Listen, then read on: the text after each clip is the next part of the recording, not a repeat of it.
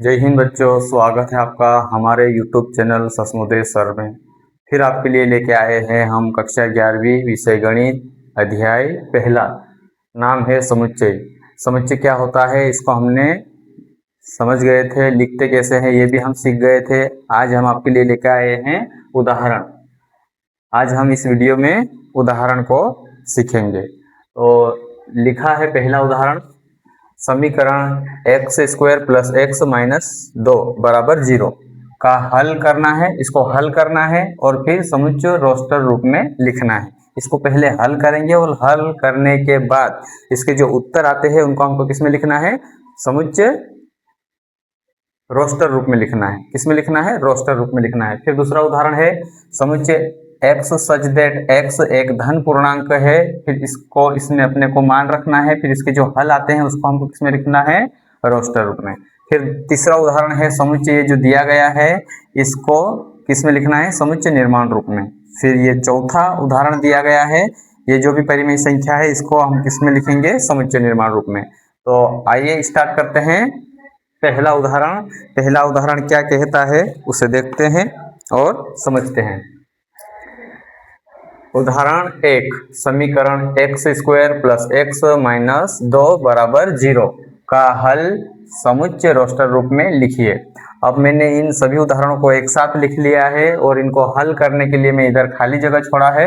मैं हल इधर करूंगा और अपने को देखना किधर से है, इधर से देख लेंगे।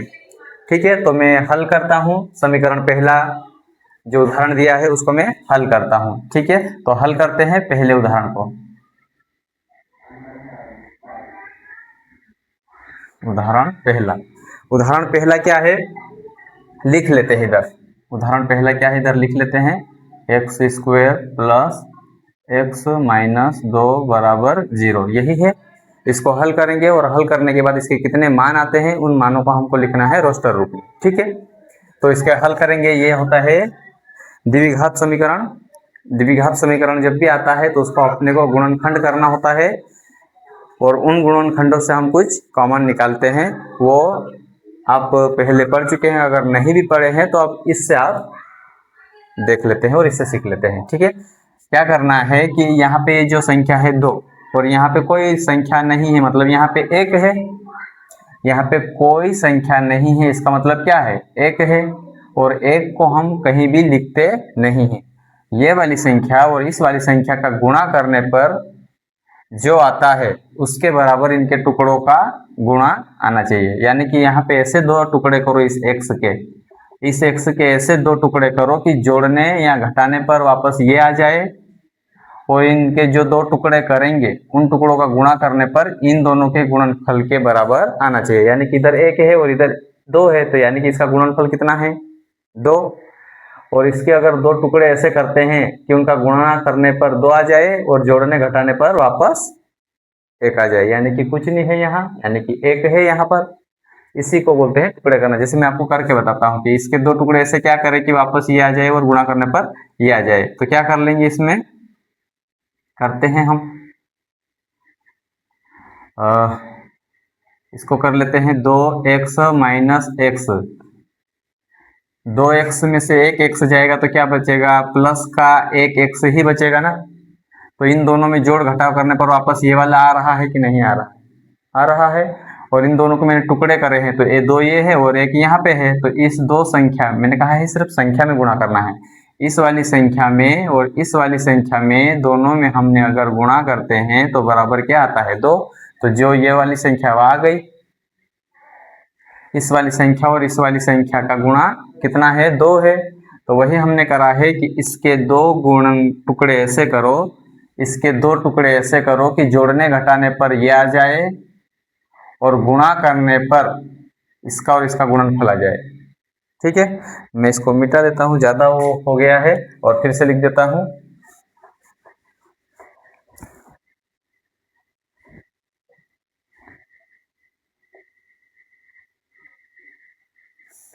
ठीक है, क्या है? x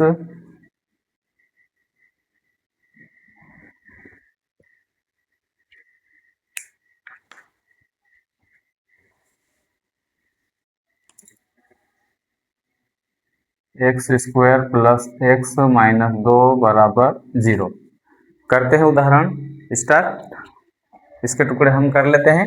इसको अब मैंने करके बताया कि इसके टुकड़े क्या हो जाएंगे, x square plus 2x minus -2 बराबर क्या हो जाएगा 0। इसके टुकड़े हो गए हैं। अब इसमें से अपने को कुछ यहाँ से कॉमन निकालेंगे, यहाँ से निकालेंगे और यहाँ से निकालेंगे। इन दोनों में हमको कॉमन क्या दिख रहा है, यहाँ भी x है और यहाँ पर भी x है। तो x है तो इन दोनों में से x बाहर आ जाएगा, अंदर क्या बचेगा x, प्लस है तो प्लस, यहाँ से 2।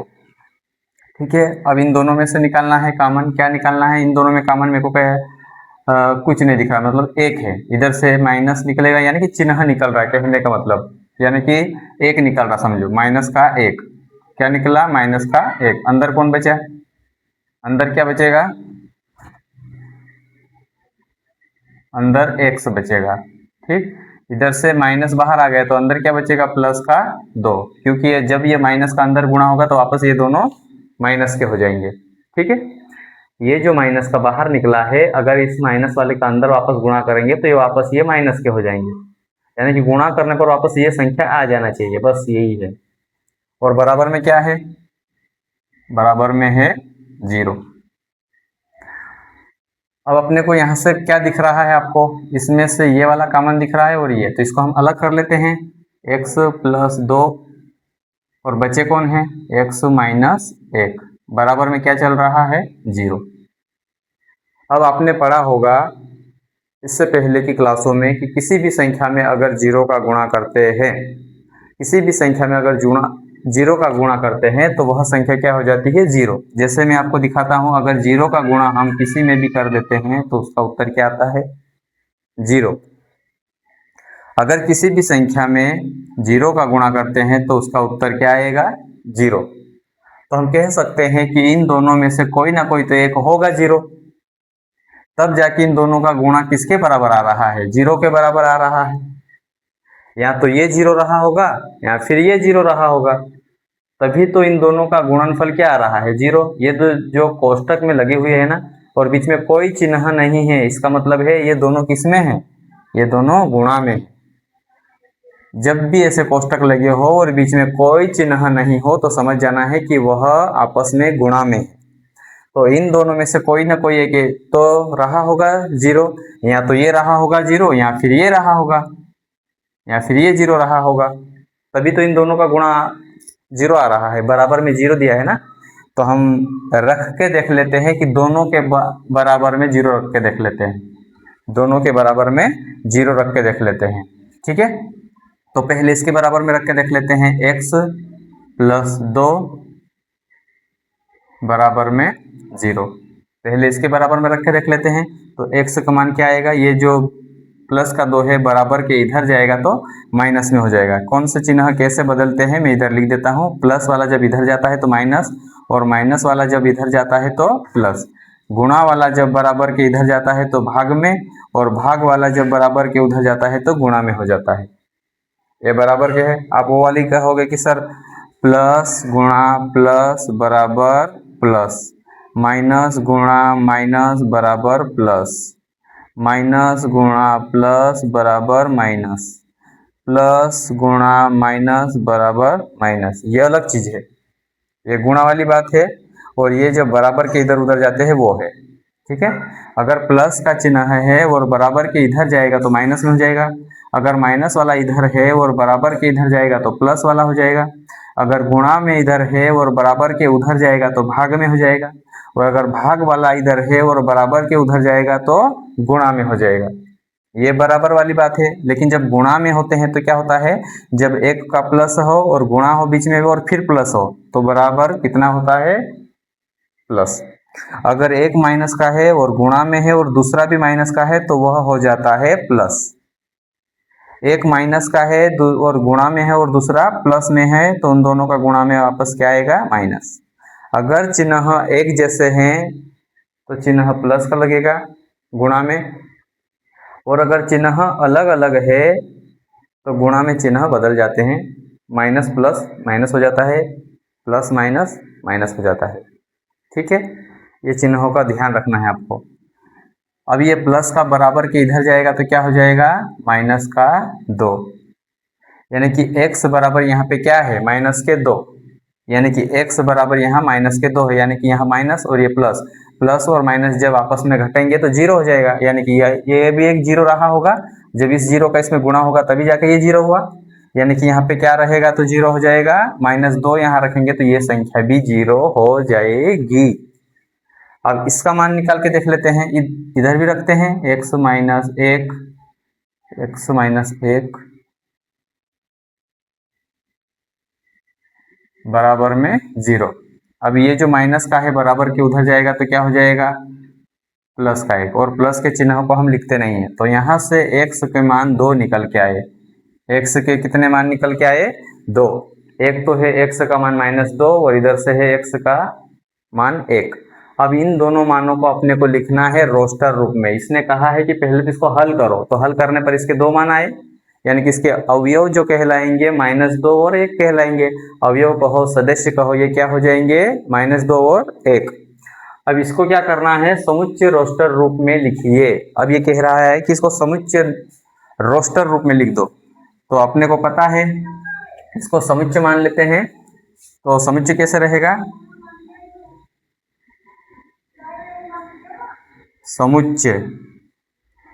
समुच्चय क्या हो जाएगा इसका, -2 1, ये क्या हो जाएगा इसका रोस्टर रूप, ये क्या हो जाएगा इसका रोस्टर रूप, ये हो गया रोस्टर रूप, समझ में आया आपको। ये पहला उदाहरण हमने कंप्लीट करा, इसको जो भी समझ में नहीं आए फिर से देख लेना। क्या करते हैं, ये द्विघात समीकरण है, इसके गुणनखंड करते हैं। गुणनखंड कैसे करते हैं, जोड़ घटाव करने पर ये बीच वाला नंबर आ जाए और गुणा करने पर इसका ये आ जाए, ठीक है। इन दोनों का जितना भी गुणनफल होता है उसके बराबर आना चाहिए। इन दोनों का गुणा करने पर जो भी गुणनफल है उसके बराबर आना चाहिए, जो टुकड़े करते हैं उनका। जैसे यहाँ पे -2 और -1, सॉरी प्लस के 2x और माइनस का 1x, इसको जब घटाएंगे, जोड़ घटाव हो रहा है तो वापस ये आ रहा है, और इनका जब गुणा कर रहे हैं तो 2 ही आ रहा है। फिर इनमें से हम कॉमन ले लेते हैं कि इसमें से कॉमन क्या निकाला ये, इसमें से क्या निकाला ये। अब जो फिर से कॉमन दिख रहे हैं उनको एक तरफ ले लेते हैं, जो बचे हैं उनको अलग कर लेते हैं। फिर हम देख रहे हैं कि इन दोनों को जब गुणा कर रहे हैं तो 0 आ रहा है। फिर इन दोनों के बराबर हम 0 रख के देख लेते हैं और जो भी मान है वो आ जाते हैं। फिर उन मानों को क्या करना है, क्या रोस्टर रूप में लिखना है, क्या समुच्चय निर्माण रूप में लिखना है, वो आपको प्रश्न में देगा।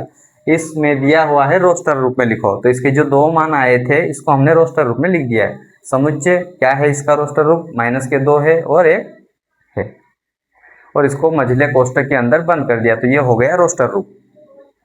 रोस्टर रूप कैसे लिखते हैं, समुच्चय निर्माण रूप कैसे लिखते हैं, ये मैं पिछले वीडियो में आपको अच्छे से बताया है। अगर आपने वो वीडियो नहीं देखा है तो वो वीडियो पहले देखो, फिर ये वीडियो देखना, तो आपको पूरा अच्छे से समझ में आएगा।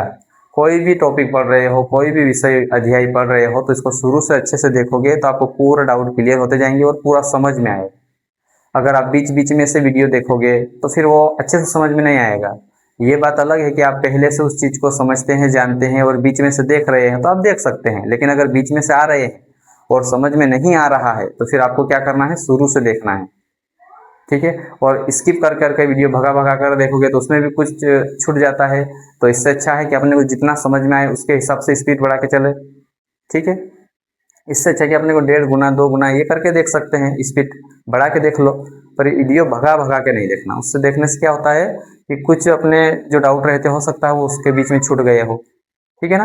तो ये जो पहला उदाहरण था मैंने कंप्लीट करवाया। अगर आपको इसको लिखना है आपकी नोटबुक में तो आप इसको स्क्रीनशॉट ले लेना और बाद में अच्छे से उतार लेना। अभी मैं इसको मिटा देता हूँ ताकि दूसरे उदाहरण के लिए मेरे पास और जगह नहीं है, तो वो इसी में लिखूंगा। ये जो शायद आपको नहीं दिख रहा होगा, हाँ नीचे की ये जो 2 लाइन है ना, ये नहीं दिखे आपको, पर मैंने जो बोला वो आपको जरूर सुन गए होंगे। इधर लिख देता हूँ मैं, क्या थी वो 2 लाइन, एक माइनस गुणा प्लस होता है तो क्या हो जाता है माइनस, और प्लस गुणा माइनस हो जाता है तो वो भी माइनस होता है। ये दोनों ही लाइन मैंने नीचे लिखी हुई थी जो आपको नहीं दिखाई दे रही थी, वो क्या है कैमरे में नहीं आ रहा था, ठीक है।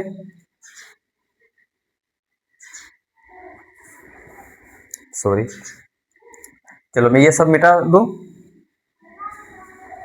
ये सब मैं मिटा देता हूं ताकि मैं अगला उदाहरण इसमें लिख सकूं। उम्मीद है आपको ये अच्छे से समझ में आया होगा, और अगर नहीं समझ में आ रहा है तो आप इसको फिर से देखना, और नहीं समझ में आता है तो आप हमें कमेंट करके बताना कि आपको क्या चीज़ समझ में नहीं आई।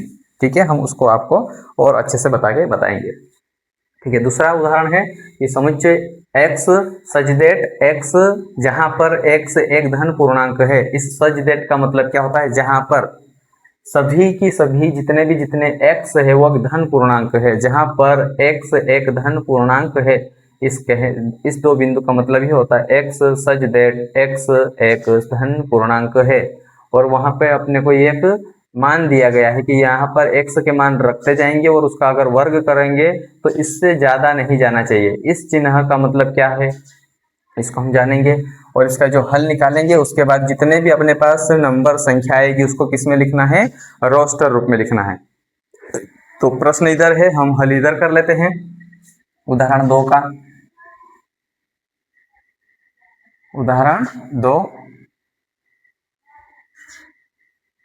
उदाहरण 2 का हम हल कर रहे हैं। ठीक है, उदाहरण 2 का हम हल कर रहे हैं। ठीक, इधर देख लेते हैं इसको क्या है, ये पहले जान लेते हैं। ये जो चिन्ह है ना, इसको पहले जान लेते हैं कि ये क्या है। ये जो चिन्ह है इसको क्या कहते हैं, जिधर और मुंह खुला होता है, यानी कि इधर मुंह कैसा है, खुला है, और इधर कैसा है, बंद है। इधर खुला है और इधर बंद है। तो जिधर खुला मुंह हो उधर बड़ा मान होता है, और जिधर बंद मुंह हो उधर छोटा मान होता है। अगर मैं कोई संख्या लिखता हूँ, दो लिख रहा हूँ, पेन को क्या हो गया, 2, और इधर मैंने 8 लिखा, 2 और 8 लिखा, तो अपने को कौन बड़ा दिख रहा है, 8 बड़ा दिख रहा है। तो जो बड़ा है उसकी ओर मुंह खोल दो, और जो छोटा है उसकी ओर मुंह बंद कर दो। तो 2 छोटा, इसको कहेंगे कि 2 छोटा है 8 से, या ऐसे भी कहेंगे 8 बड़ा है 2 से। अगर इधर से पढ़ रहे हैं तो 2 छोटा है 8 से, और अगर इधर से पढ़ते हैं इधर से, तो क्या पढ़ेंगे, 2 छोटा है 8 से। कैसे लिखेंगे, 2 छोटा है 8 से। और अगर इधर से पढ़ते हैं तो कैसा लिखेंगे, 8 बड़ा है 2 से, ऐसा पढ़ेंगे। ठीक है, इधर से भी बोलो, उत्तर वही आना है कि कुल मिला के 2 छोटा है 8 बड़ा है। जिसकी ओर मुंह खुला हो वो बड़ा, और जिसकी ओर मुंह बंद हो वो छोटा। इस चिन्ह का मतलब ये है। और अगर यदि मैं मिटा दूं, ये मैं मिटा देता हूं, और यदि ये चिन्ह तो लगा ही लगा हो, लेकिन इसके नीचे एक ऐसा लगा देते हैं, इसके नीचे ऐसा लगा देते हैं, तो इसका मतलब क्या है, इसका मतलब ये है कि ये जो 2 है, इधर ये संख्या लेना उचित नहीं है क्योंकि ये ऐसा नहीं कहलाता है। इधर मैं एक्स वाई ले लेता हूँ, एक्स वाई ये मान लेता हूँ, कोई भी संख्या है मान लो, ये ले लेता हूँ। तो इसका मतलब ये हुआ कि x जो है 2 से छोटा है या बराबर है। जब ऐसा डंडा लग जाता है ना, तो ये छोटे बड़े का तो ये लग रहा है, लेकिन इन दोनों को जब जोड़ते हैं तो ये बराबर जैसा नहीं दिख रहा है क्या। अरे भाई ये जो है ये तो बड़ा वाला लग गया, लेकिन इसके साथ में एक लाइन ऐसे लगा देते हैं, तो ये दोनों लाइन मिलके बराबर वाली लाइन बन गई है। और जब इन दोनों को लाइन को देखते हैं तो बड़ा छोटा वाला बन गया है। तो हम कह सकते हैं कि ये जो x है y से छोटा है या बराबर है। क्या लिखेंगे, x y से छोटा है या बराबर है, इसको ऐसा पढ़ते हैं। जब भी मुंह खुला हो और उसके नीचे एक और लाइन आ जाए तो इसको ऐसा पढ़ते हैं, छोटा है या बराबर। अगर इसको वाही की ओर से पढ़ते, ये तो इधर से पढ़ा था, अगर इधर से पढ़ते हैं, इधर से बोलते हैं, तो क्या लिखेंगे, वाही बड़ा है x से या बराबर है, छोटा नहीं है। और इधर एक एक्स वाई से बड़ा नहीं है, छोटा हो सकता है या बराबर हो सकता है लेकिन उससे बड़ा नहीं है। लेकिन इधर से आ रहे थे क्या बोल रहे हैं कि वाई एक्स से बड़ा है या बराबर है। कैसा है? बड़ा है या बराबर है लेकिन छोटा नहीं है। कौन छोटा नहीं है? वाई किससे? एक्स से। ठीक है, ये चिन्ह को मैंने बहुत अच्छे से आपको समझाया है, लगता है आपको अब ये समझ में आ गया होगा। अब हम आगे बढ़ते हैं, मैं ज़्यादा नहीं खींचता ताकि वीडियो लंबा हो जाएगा, फिर आप देखने में आलसी करोगे कि वीडियो बहुत बड़े बड़े होते हैं। तो मैं कोशिश करूंगा कि छोटे से छोटे वीडियो बने, ठीक है, और आपके पूरे डाउट इसी वीडियो में क्लियर हो जाए। ठीक है, अगला उदाहरण ये दिया हुआ है एक्स सच दैट, मैं इसको हल करूंगा यहाँ से यहाँ तक के, पता चल जाएगा। हल करते हैं। एक्स सच दैट एक्स एक कैसा है? धन पूर्णांक है। कैसा है? धन पूर्णांक है। इधर नीचे लिख लेते हैं, हल को हम इधर नीचे लिख लेते हैं। ठीक है,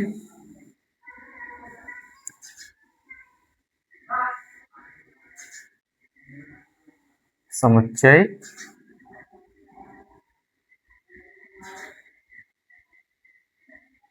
एक्स सच दैट एक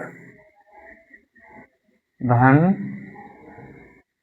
पूर्णांक है। कैसा है? एक धन पूर्णांक है, लेकिन x का मान क्या है? स्क्वायर करने पर 40 से छोटा रहना चाहिए।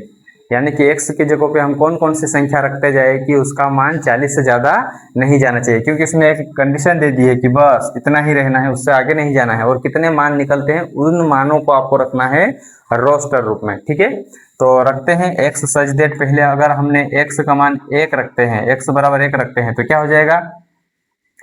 x का स्क्वायर कितना आएगा? 1। फिर x बराबर हम 2 रखते हैं तो कितना हो जाएगा? x का मान x की घात 2 कितना हो जाएगा? 4। अगर x बराबर हम कितना रखते हैं? 3 तो कितना आएगा? इसका मतलब होता है तो फिर, बराबर ऐसे लगाना और आगे ऐसा लगाना, मतलब तो फिर, ये है तो फिर। अगर x बराबर 2 है तो x की घात कितना? 4 जैसा होता है।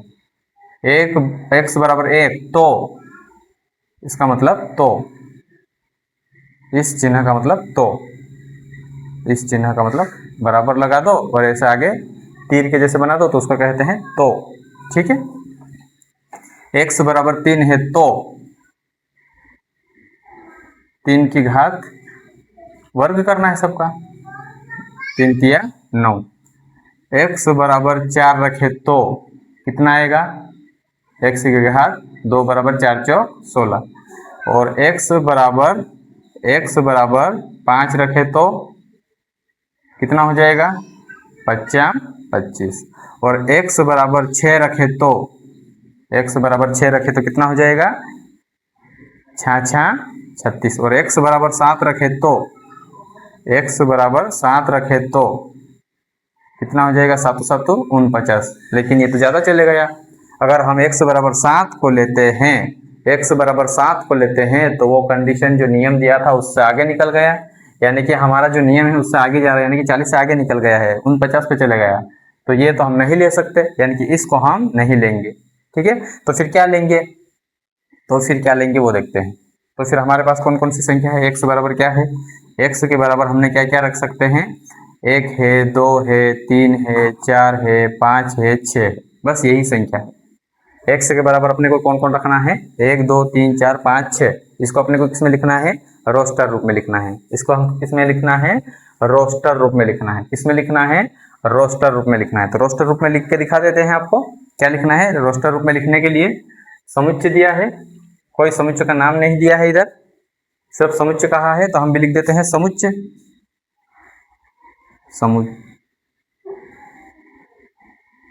समुच्चय बराबर क्या है? 1, 2, 3, 4, मतलब अल्प विराम चिन्ह 6। बस यहीं तक जाना है और इसको अपने को किस में बंद कर देना है? इसमें बंद कर देना है मझले कोष्टक में। इसके अंदर बंद कर देना है मझले कोष्ठक में। यही है रोस्टर रूप। ये क्या है?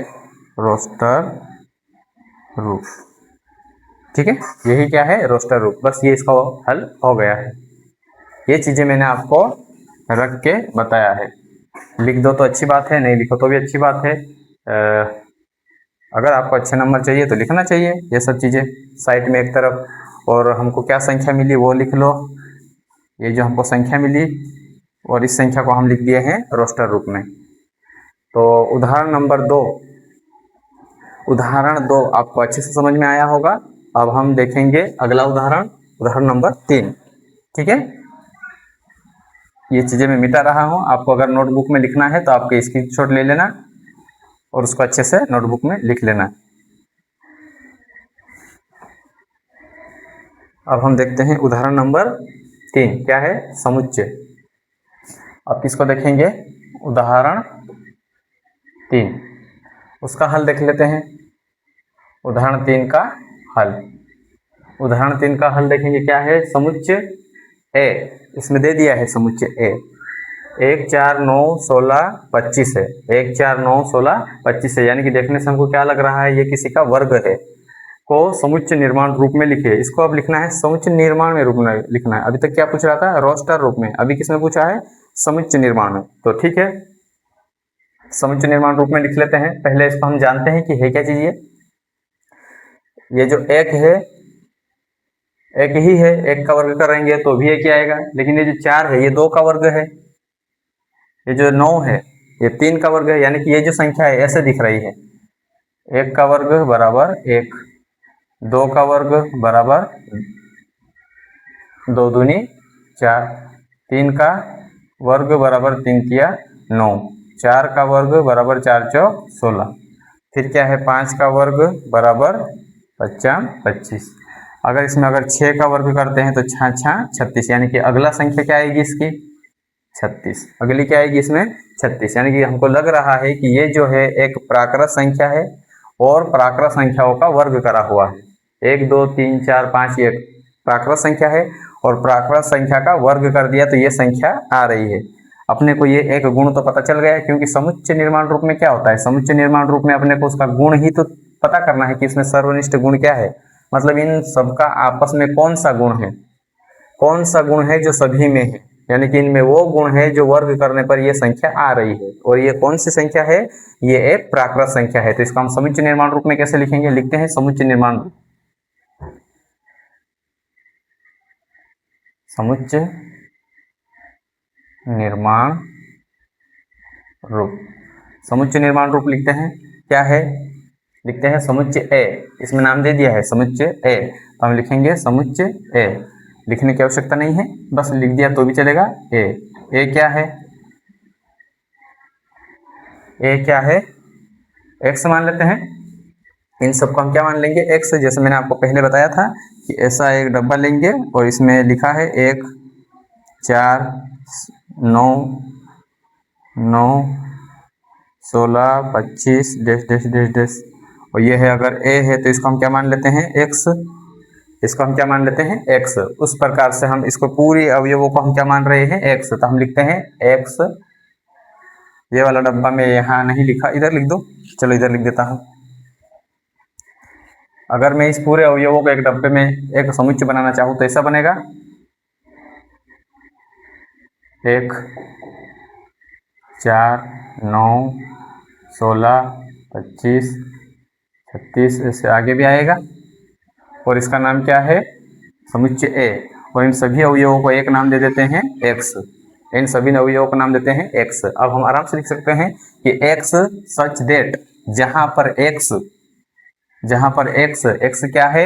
एक नेचुरल नंबर है, यानी कि क्या है? N square. एन स्क्वायर क्या है? कि कोई भी संख्या का हम क्या कर रहे हैं? वर्ग कर रहे हैं, तो ये जो संख्या मिल रही है। लेकिन एन क्या है? एन क्या है? एन एक नेचुरल नंबर है। क्या है? एन एक नेचुरल नंबर, यानी कि प्राकृतिक नंबर में से है। प्राकृतिक नंबर क्या है? 1 2 3 4, जैसे मैंने अभी करके दिखाया था इधर। इसको आप कोष्टक में बंद कर देंगे। ये हो गया समुच्चय निर्माण रूप। ये क्या हो गया? समुच्चय निर्माण रूप। या फिर इसको ऐसा भी लिख सकते हैं, या अभी मैंने इधर बताया था ना, जैसे 1 का वर्ग करने पर 1, 2 का वर्ग करने पर 4, 3 का वर्ग करने पर 9, 4 का वर्ग करने पर 16, 5 का वर्ग करने पर 25 ये आए थे। और इधर ये जो आ रहा है ये क्या है, n मान लो। इन संख्याओं को अपने को क्या मान देना है, 1 2 3 4, ये क्या है n, और n का हमने क्या लगा दिया, वर्ग, ये है n और ये है स्क्वायर। और लेकिन आप कहोगे कि n क्या है, तो n एक प्राकृत संख्या है। n एक क्या है, प्राकृत संख्या है। कैसी संख्या है, धन, उसने बोला था धन वाली संख्या, तो हमने भी रखा है सिर्फ धन वाली संख्या को ही, लेकिन उसने बोला है पूर्णांक में, पूर्णांक में रखा है ना, किसमें रखा है, पूर्णांक में रखा है। तो हम n को पूर्णांक में रखा है, तो पूर्णांक के लिए हम n ना लिख के क्या लिख सकते हैं, z, n ना लिख के क्या लिख सकते हैं, z लिख सकते हैं। ठीक है, n ना लिख के हम क्या लिख सकते हैं, इसको z लिख सकते हैं। मैंने इसमें n लिख दिया है, लेकिन इसमें पूर्णांक के लिए हम क्या लिखते हैं, z, n क्या है, z। लेकिन अगर इसको देखा जाए धन पूर्णांक, तो धन पूर्णांक में से अगर ऋण पूर्णांक निकाल देते हैं, धन पूर्णांकों में से अगर ऋण पूर्णांक निकाल देते हैं तो बचते क्या है, नेचुरल नंबर। इसलिए इसको ऐसा भी लिख सकते हैं, या तो ये या फिर n, z लिखो तो भी। अगर धन पूर्णांक कहा, ये मान लेते हैं कि z पूर्णांक क्या है, एक माइनस वाली संख्या है और एक प्लस वाली संख्या है, यानी कि पूर्णांक में माइनस वाली है और प्लस वाली है। लेकिन उसने कहा है कि धन पूर्णांक को ही लेना है, तो अगर धन पूर्णांक लेना है तो इसको तो नहीं लेना है, और अगर धन पूर्णांक लेना है तो ये तो 1 से स्टार्ट होती है और 0 तो धन होता ही नहीं है, तो ये 1 से स्टार्ट होती है, तो ये क्या बन गई है हमारी संख्या, ये संख्या एक नेचुरल नंबर यानी कि प्राकृत संख्या बन गई है। इसलिए हम इसको कह सकते हैं कि n, जो स्मॉल n है वो कैपिटल N में से लिया गया है। ठीक है, मैं दोनों चीजें, पूर्णांक लिखा है, पूर्णांक लिखा है, वहां पे आप z भी लिख सकते हो, लेकिन उसने कह दिया है कि धन पूर्णांक है, तो आप n भी लिख दोगे तो ये भी गलत नहीं है, क्योंकि n धन पूर्णांक n ही होता है, धन पूर्णांक प्राकृत संख्या ही होता है, धन पूर्णांक प्राकृत संख्या ही होता है। इसलिए और प्राकृत संख्या को हम लिखते हैं n से। ठीक है, आपके डाउट क्लियर हो गए होंगे। अगर आपने इसमें z लिख दिया है तो भी गलत नहीं है, लेकिन अगर प्रश्न में उसने क्लियर लिख दिया है ना कि धन पूर्णांक को लिखना है, और धन पूर्णांक में आते हैं प्राकृत संख्या, और प्राकृत संख्या को हम लिखते हैं n से, और यहाँ से भी हमने जब धन पूर्णांक को रखते गए तो वो एक प्राकृत संख्या ही रख रही थे, वो क्या दिख रही थी हमको, एक प्राकृत संख्या दिख रही थी। ठीक है, तो इसको हम यहाँ करके बता रहे हैं कि और कैसे लिख सकते हैं। इसको ऐसा भी लिख सकते हैं, समुच्चय a x such that x एक क्या है, x एक क्या है, क्या लिख सकते हैं, एक प्राकृत संख्या का वर्ग है, ये लिख सकते हैं। x सच दैट x एक प्राकृत संख्या का वर्ग है, इसको ऐसा भी लिख सकते हैं, और इसको मझले कोष्ठक के अंदर बंद कर दो। यहाँ तो इसको ऐसा लिख दो, यहाँ इसको ऐसा लिख दो, दोनों बात सही है। ठीक है, मैंने x सजदेर जहाँ बराबर n रखा है, n क्या है, गिनती, और उस गिनती का हम वर्ग कर रहे थे, तो अपने को वो संख्या मिल रही थी। ये जो संख्या है ये यही संख्या मिलना चाहिए, कोई सी भी संख्या रखो, इसमें जीरो को रखा, जीरो को छोड़ के धनात्मक संख्या रखना, धनात्मक मतलब प्राकृत संख्या रखना है, कोई सी भी संख्या रखो यही नंबर मिलेंगे और यही क्रम मिलेगा। और स्मॉल n किस में से लिया गया है, प्राकृत संख्या में से लिया गया है, क्योंकि उसने धन पूर्णांक कहा था और धन पूर्णांक प्राकृत संख्या होती है, तो हमने लिया है प्राकृत संख्या में से n। अगर आपको ऐसा नहीं लिखना है तो आप क्या कह सकते, सीधा कह सकते हैं इसको देख के कि x सच दैट x जहाँ पर सभी x एक प्राकृत संख्या का वर्ग है, इसका मतलब है x सच दैट मतलब x जहाँ पर सभी x एक प्राकृत संख्या का वर्ग है। ठीक है, इसको मैंने आपको अवयव बना के, समुच्चय बना के इसमें भी दर्शाया है, ऐसा बताया है, ये बताया है, तीनों चीजें सही हैं। आपको आसानी से समझने के लिए ऐसा बना के कर सकते हो, आपकी करना क्या है। ठीक है, अगर मैं x यहाँ पे मान लेता हूँ तो आप समझते हैं कि सर x कहाँ से मान लिया, इसलिए मैंने ये बनाया, उसके बाद इसको पूरे अवयवों को एक नाम दिया x, और ये जो पूरा गोला है ये एक समुच्चय a है ना, आया समझ में। ठीक है, तो देखते हैं अगला उदाहरण 4। यहाँ तक आपको समझ में आया होगा, नहीं समझ में आए तो बता देना। कमेंट करके बता देना। अभी लाइव होते तो अपन आमने सामने बात करते। अगर आपका सपोर्ट रहा तो हम किसी दिन लाइव आके भी पढ़ाएंगे, लेकिन अभी के लिए हम रिकॉर्डेड वीडियो डाल रहे हैं। दिन में तो हमको टाइम नहीं मिलता है, क्योंकि हम भी जाते हैं पढ़ाने, इसलिए दिन में तो हम रहते हैं स्कूलों में। ये वीडियो बना रहा हूँ मैं रात को, ठीक है। अगर आपका प्यार बना रहा, सपोर्ट बना रहा, तो किसी दिन अगर ज़्यादा व्यूज हो जाएंगे, देखने वाले ज़्यादा हो जाएंगे, तो हम लाइव आके पढ़ाएंगे, ठीक है। उसमें आमने सामने बात होगी अपनी। अगला है उदाहरण 4, समुच्चय दिया हुआ है और इसको किस में लिखना है, इसको भी समुच्चय निर्माण रूप में लिखना है। ये परिमेय संख्या दी हुई है, मैंने कहा था बटे वाली संख्या क्या होती है, परिमेय संख्या होती है, और ये परिमेय संख्या है, इसको अपने को देखना है। इसको अपने को देखना है कि 1/2 है, फिर 2/3 है, फिर 3/4 है, फिर 4/5 है, फिर 5/6 है, फिर 6/7 है। अपने को देखने से लग रहा है कि इसका हर और इसका अंश बराबर आ रहा है, फिर इसका हर और इसका अंश बराबर आ रहा है, तो इसमें कोई ना कोई ऐसी संख्या जुड़ के बन रही है। यानी कि इधर देखिए, अगर अंश 1 है तो इधर 2 है, इसका अंश अगर 2 है तो इसका 3 है, इसका 3 है तो इसका 4 है, यानी कि अंश से एक अंक बड़ा आ रहा है हर में। तो इसको मैं करके दिखाता हूँ उदाहरण 4 को। उदाहरण नंबर 4, इसका हम हल देखते हैं। उदाहरण 4 का हल देखते हैं, तो हल क्या है इसमें, इसको पहले तो लिख लेते हैं हम। 1/2, 2/3, 3/4 और 4/5 और 5/6 और 6/7, यही है। सॉरी,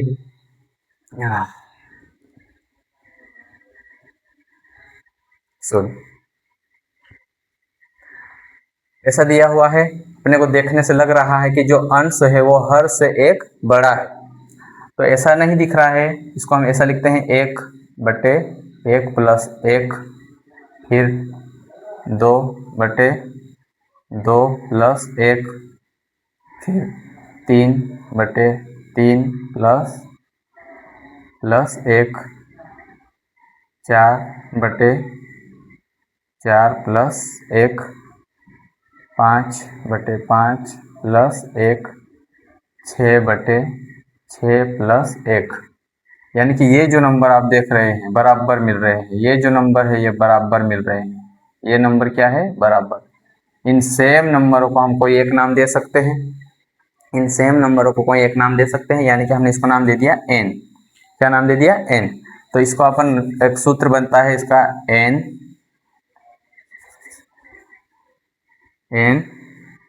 बटे n + 1, n/n + 1, ये वाला सूत्र बन रहा है।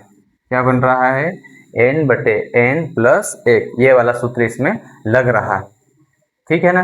तो इसको समुच्चय निर्माण रूप में हम कैसे लिख सकते हैं, समुच्चय निर्माण रूप में कैसे लिख सकते हैं, ये तो रफ का कार्य है। अगर आप चाहो तो इसको कर सकते हैं, और इससे देखा तो अपने को ये सूत्र मिल रहा है। इसको समुच्चय निर्माण रूप में कैसे लिख सकते हैं, देखो समुच्चय निर्माण रूप में लिख सकते हैं इसको, समुच्चय निर्माण रूप लिखते हैं। समुच्चय, इसमें क्या आएगा, वही हम मान लेते हैं x सच दैट x, जहां पर क्या है n + 1, यानी कि ये जो सूत्र है वो x के बराबर ही है। इस x में हम जो जो संख्या रखेंगे यही माना आएगा। बराबर n क्या है, n क्या है, n एक नेचुरल नंबर है। n क्या है, n एक नेचुरल नंबर है। समझ में आ रहा है आपको, n क्या है, n एक नेचुरल नंबर है। लेकिन n का मान लेना कहाँ तक है, n का मान कहाँ तक लेना है अपने को, n का मान 1 से लेके 6 तक। कहाँ तक रखना है n का मान, 1 से लेके 6 तक रखना है इसका मान, n का मान। तो इसका मान ऐसा रहेगा, इसको कैसे लिखेंगे, ऐसे लिखेंगे, और समुच्चय के अंदर बंद कर दें। ये हो गया समुच्चय निर्माण रूप। अब इसको ध्यान से पढ़ो, x सच दैट x, जहां पर सभी x n बटे n प्लस 1 है, यानी कि n में 1 जोड़ते जाओ तो ये वाली परिमेय संख्या हमको मिलती जाती है। यहाँ पे अपने को 1 रखोगे तो 1 बटे 1 प्लस 1 2 रख के देख लेते हैं। 1 बटे 1 प्लस 1 बराबर करोगे तो 1 बटे 2 मिला।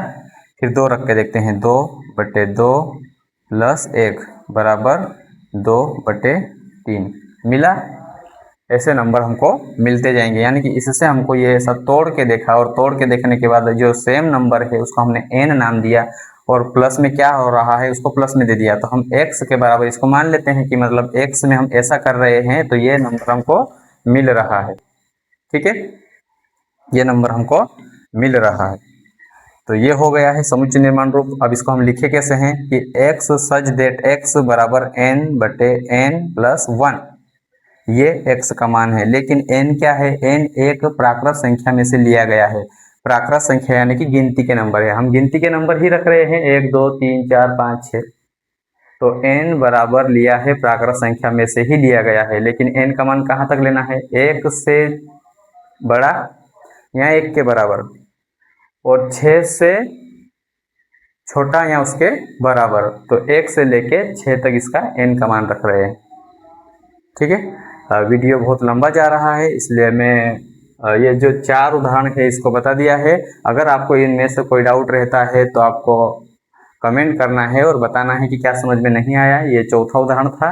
वीडियो बहुत बड़ा बन रहा है इसलिए मैं इसको यहीं तक ख़त्म करने की कोशिश करता हूँ, और आपको अगर नहीं समझ में आता है तो बताना। और इसके बारे में ये जो नंबर आपको नहीं समझ में आएगा इसको मैं कल और अच्छे से बता दूंगा। इस बड़े वाले मुंह की तरफ होता है उसको बड़ा बोलते हैं, और अगर बराबर भी लगा दिया है तो बराबर या बड़ा, और इधर से कहेंगे बराबर या छोटा, यानी कि 1 को भी लेना है और 6 को भी लेना है। जब ये नीचे ऐसे लाइन लग जाती है तो दोनों को लेना है। तो n का जो मान है 1 से लेके 6 तक रखना है। यहाँ पे n क्या रखना है, 1 से लेके 6 तक कोई से भी संख्या रखना है, और उसको हल करके देखेंगे तो अपने को ये संख्या मिलेगी। इस संख्याओं को हमने ऐसे निकाला, निकालने के बाद एक अपने को ये सूत्र मिला। इसका मान हमने जब इस समुच्चय में रखा तो इसको समुच्चय निर्माण रूप में लिख दिया। ये था रोस्टर रूप, इस रोस्टर रूप को हमने लिखा है समुच्चय निर्माण रूप में। अभी के लिए बस इतना ही लिखते हैं। अगर कुछ नहीं समझ में आया है तो अगले वीडियो में फिर से बताने की कोशिश करेंगे। तब तक के लिए जय हिंद, स्वस्थ मस्त और तंदुरुस्त रहिए। तब तक के लिए पढ़ते रहिए। Thank you.